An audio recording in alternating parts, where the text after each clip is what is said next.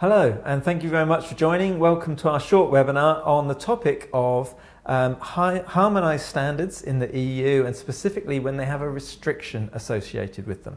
So I'm Michael Darby, Technical Director at Connected Technologies in Element, and I'm joined here by my colleague Alex Toohey, one of our technical specialists who really has a good understanding of cybersecurity, but also the Radio Equipment Directive and general compliance approaches. So between us today, Alex and I are going to talk about harmonised standards with restrictions, but we'll start by just explaining the approvals process through the Radio Equipment Directive for anybody who's not quite sure. So we'll talk about how the RED works, Radio Equipment Directive. We'll talk about what the restrictions are. We'll cover some EMC, radio and cybersecurity restrictions, and hopefully it'll be as clear as you like. So, Alex, would you like to introduce us to the Radio Equipment Directive? Yeah, thanks, Michael. So we're talking about harmonised standards with restrictions, which isn't unique to the Radio Equipment Directive, but it's very, very relevant to the Radio Equipment Directive. So if we look at things like EMC Directive and Low Voltage Directive, there are maybe 1,000 or so standards on those official journals, 1,000 or so harmonised standards, and I think it's single digits of those have restrictions, whereas the Radio Equipment Directive, we have a few hundred standards and probably about 50 or so, or maybe even more, have restrictions on them. So it's a much more relevant topic for the Radio Equipment Directive. And why it's relevant to the Radio Equipment Directive is because the choice of standard can impact your conformity assessment procedure. So the Radio Equipment Directive talks about 3 different conformity assessment procedures. One of those, internal production control, doesn't require a notified body, so it's the easiest route. The other 2, modules B and C or module H, both of those require a notified body, so there's an additional level of work that you would need to do as a manufacturer to get your product on the market if you're going through one of those conformity assessment procedures. Now, the Radio Equipment Directive also says to you that for some of the essential requirements, so the EMC and safety requirements, you can use any of those conformity assessment procedures, and therefore most manufacturers choose internal production control because it's the simplest.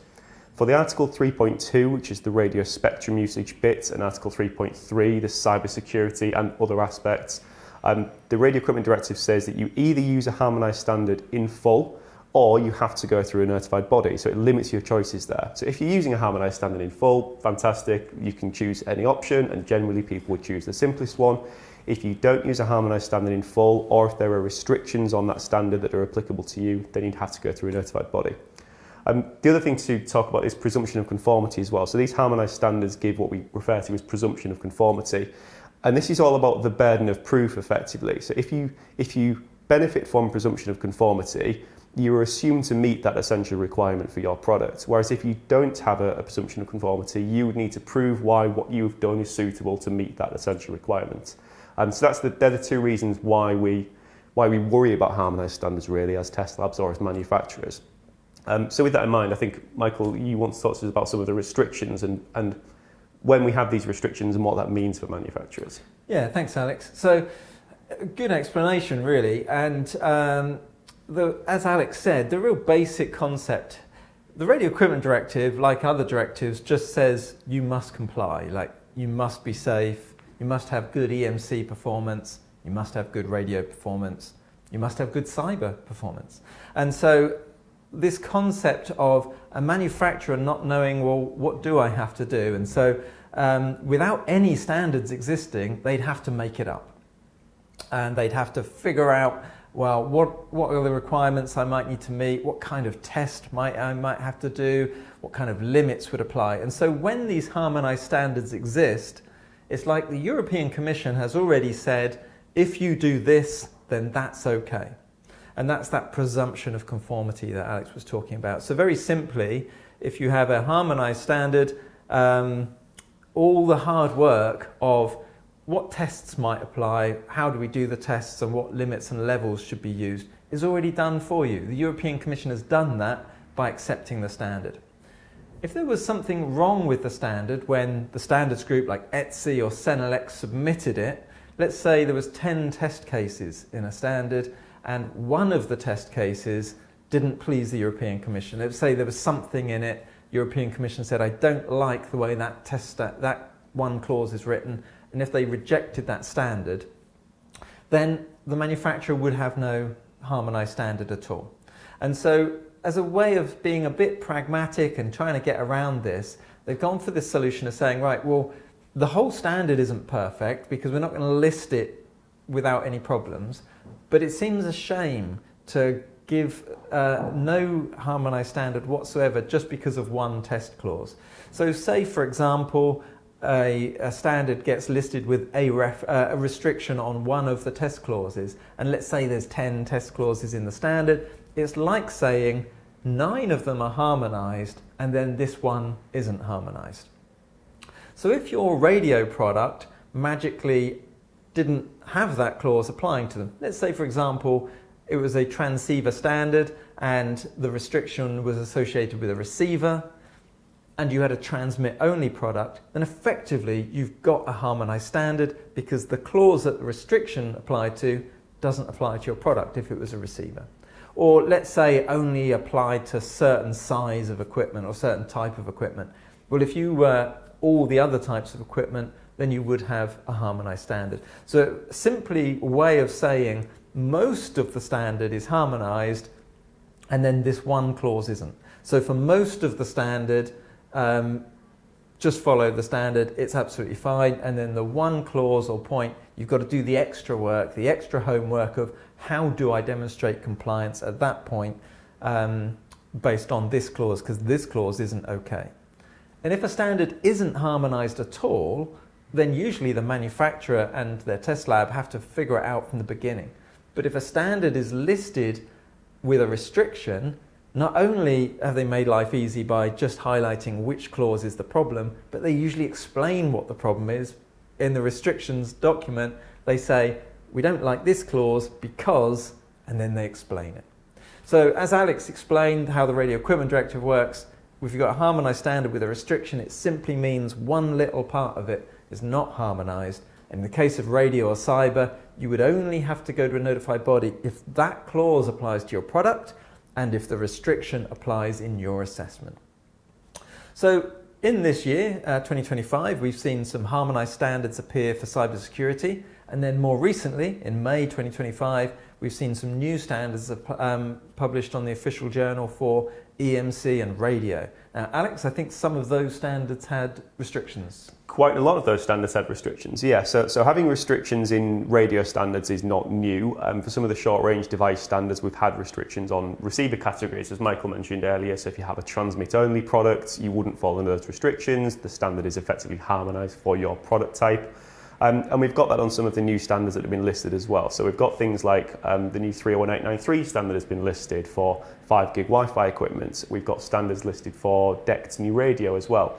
The DECT standard does have restrictions in there. So the restrictions there talk about the receiver performance again. So although you wouldn't have a transmit-only product for DECT, if it was a transmit-only product, those restrictions wouldn't apply in your case.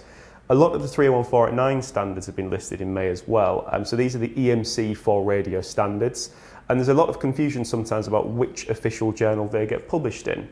So the European Commission maintain a summary list effectively of standards for the EMC directive and radio equipment directive and all the other bits of legislation. These EMC for radio standards will generally only appear in the radio equipment directive's official journal, because if your product is a piece of radio equipment, it doesn't fall under the EMC directive, and therefore these standards wouldn't be needed.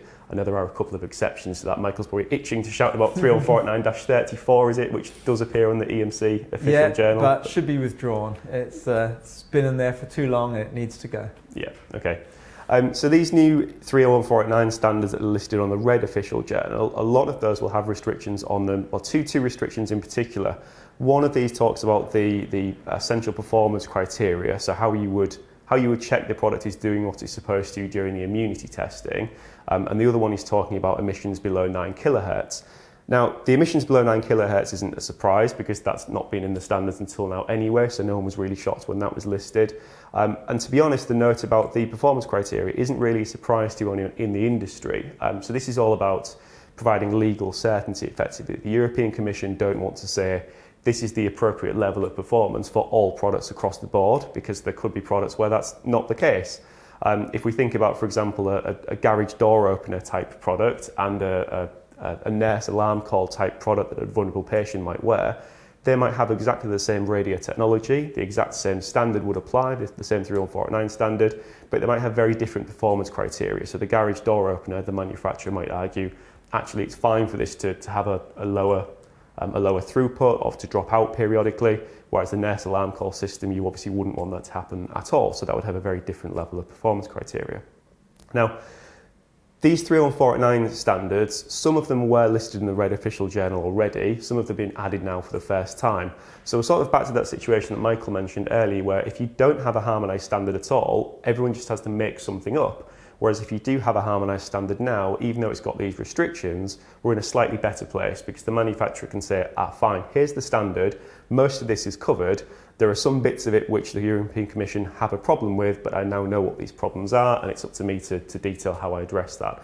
And generally this would be done through the manufacturer's risk assessment, which should detail all of the hazards that the equipment could present and how those have been mitigated, whether it was through a harmonised standard or through some other means as well.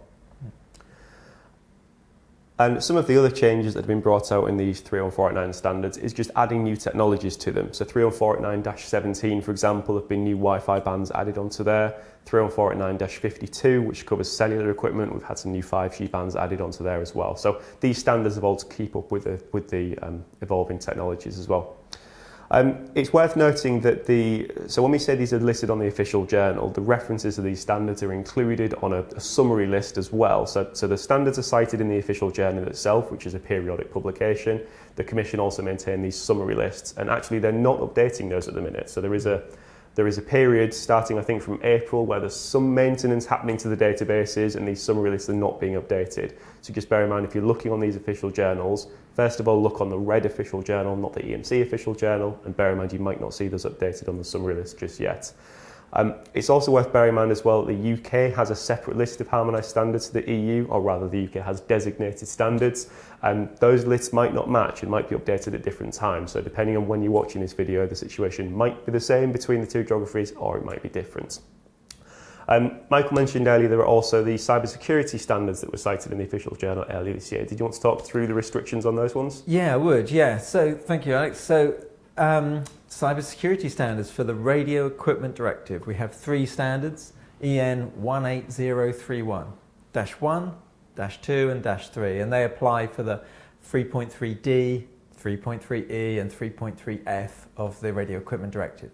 Now, these standards were published, we saw them in progress through 2023 and 2024, and then they were published in August 2024. So I'm sure your manufacturers, you've all been fully testing to these standards since August 2024, but even before you knew whether they were going to be a harmonised standard or not. They were submitted to the European Commission, and the Senelec group writing them quite openly said, look, we're presenting these standards to you now, and then we're all going to go off and write the Cyber Resilience Act standards. So if you've got any problems, we're not going to be here to fix them. So take them or leave them a little bit. And so luckily for us all, I think the European Commission listed them as harmonised standards with some very minor restrictions. So the first restriction was that each of the standards includes like a guidance or rationale section. Really useful for anyone reading them because it gives you some background and some knowledge and some information. And so there's simply a restriction that says the information in these sections doesn't give you presumption of conformity, it's just for your information. So you say, well, sure, thanks, that's fine. So that doesn't mandate a notified body involvement, it's just reminding you that what you read in the guidance or rationale is simply that, it's simply guidance. One of the big restrictions that applies to all 3 standards relates to passwords. So if you follow the standards and you kind of reach a decision tree point where a product either has a password requirement or it doesn't. And then if you go down the route for it has a password requirement, the standard allows you to say, right, you either has a manufacturer's unique installed password or the user must put in a unique password.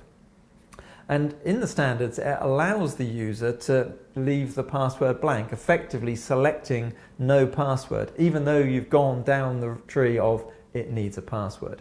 So the restriction is don't do that. So really, as long as the user must put in a password or the product must have a password, if a password is applicable, then you've avoided the restriction and a notified body isn't needed. If I can just jump in there as well, Please that if a password is applicable bit is really important, because a lot of manufacturers are asking us at the minute, well, do we need to set a password on our product? It doesn't have one already. The answer is no. It's only if you go through these decision trees and you reach the point where a password is required, then you'd need to set one. The restriction just goes one step further and says, and you must also not let the user set no password. Yeah, cool. Thank you, Alex. Yeah, exactly that. Yeah, it doesn't mean you have to suddenly start putting a password in where your product doesn't have one. So the next restriction, I guess, would be on the Article 3.3E standard. This is for products used with children or in childcare. And one of the clauses states that you could have different protection methods. And it kind of leaves it a bit open that parental control would be an option. And the restriction is effectively saying parental control must be there or must be one of the options. And so again, you can easily avoid this restriction by ensuring that parental control is an option for those products that are used by children. And therefore, you avoid the restriction and a notified body is not needed. The only restriction that is really unavoidable, I guess, is in the Article 3.3F standard.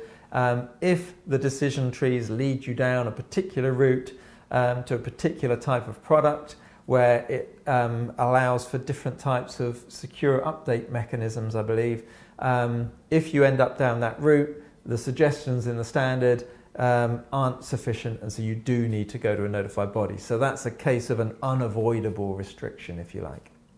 And so luckily we have these harmonised standards, we have the restrictions, but it's so much better than if the standards weren't listed as harmonised at all, because we know exactly where the problems are and how to avoid them.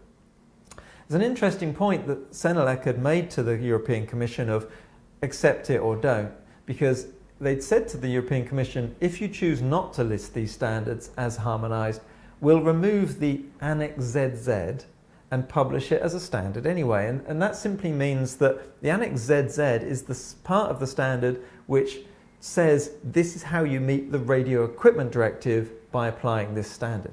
And so they were suggesting, well, we'll remove that section and it's just available as a standard. And this leads on to a new topic. I don't want to go into it in a huge detail, but there's a lot of discussions at the moment, and actually documents being published along changing the whole compliance route for the CE marking directives, where instead of just saying you must have a harmonised standard, the proposal is to have either a harmonised standard or a common specification. So you might have a harmonised standard, or there might be a common specification, the definition of which is yet to be made clear, where the standards group could issue a standard and manufacturers would use it and potentially, I think, have presumption of conformity or equivalent of it if you use either a harmonised standard or this common specification.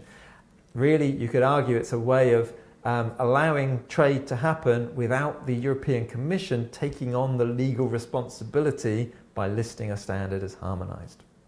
And we're talking about this as if it's a proposal, but really it's something that will happen. Because in the Cyber Resilience Act, that wording, common specification, is already written into there alongside harmonised standards. So it's definitely something which is coming. It's not just something which is being talked about. No, it's really definitely coming. Yeah, very good. Okay. Cool. I think we're done. So thank you very much for tuning in. I mean, can we help people with these topics, Alex? We certainly can, yeah. So obviously Element are a test lab, so we can test to, I don't want to say all, but definitely the vast majority of those standards which have been listed on the official journal recently. Certainly the cybersecurity ones, we are actively testing to that now. We're also a notified body under the Radio Equipment Directive as well. So if you are one of those people who are affected by the restrictions and have to go through a notified body, obviously Element can help with that as well. Yeah, and if you have any confusion about this topic, we have an advisory services group that can help. So, and we have these fantastic podcasts, which we'll keep releasing for you. Exactly. So thank you very much, Alex. I've been Michael Darby and Alex Toohey, both from Element. See you next time.